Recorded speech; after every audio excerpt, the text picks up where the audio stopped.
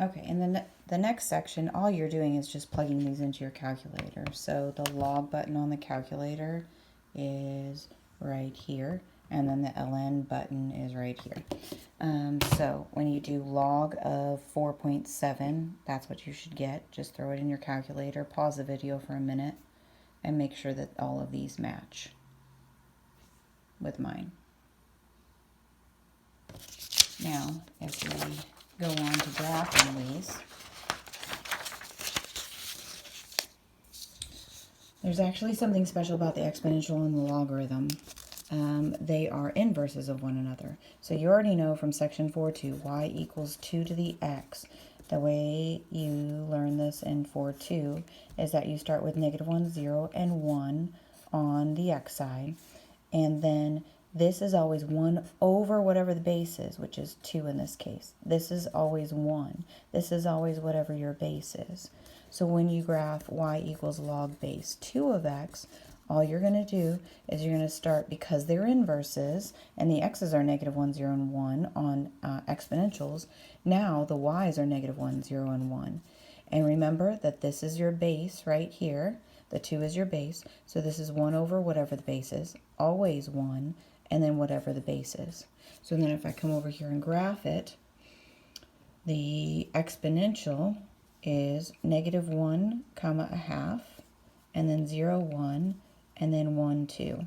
And it actually has, from section 4.2, a horizontal asymptote at y equals 0. So now on the logs, it's going to have a vertical asymptote of x equals 0. And if I graph it, it's 1/2, -1, and then 1, 0, and then 2, 1. And you know from inverses that they're flipped over the line y equals x. And as you can see, that's true here, that they are flipped over that line y equals x. So note that the domain of the exponential, because we're going to compare these, of y equals 2 to the x, the domain of this is all reals, but then the range of that is,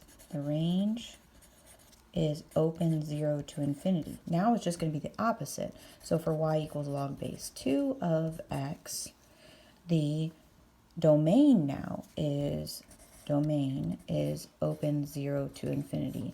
But then the range is from -infinity to infinity. That is because they're inverses of one another, so they're switched around.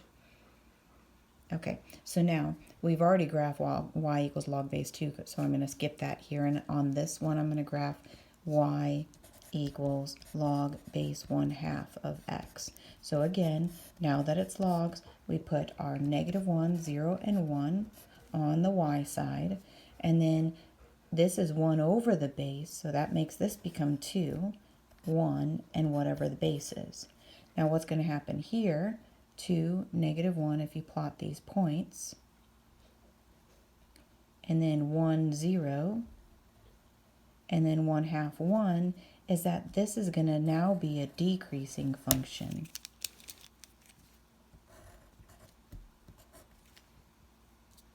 So down here, when you graph the points, these are your original points. Here's your -1, 0, and 1 on your y's.